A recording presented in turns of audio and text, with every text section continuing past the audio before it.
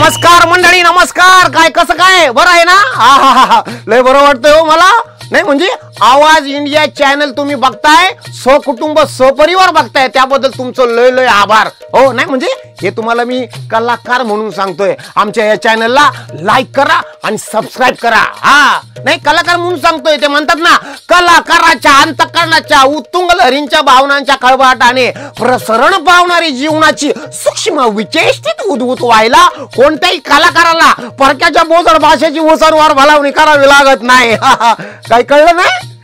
Tension घेऊ नका, मला पण काही कळलं नाही.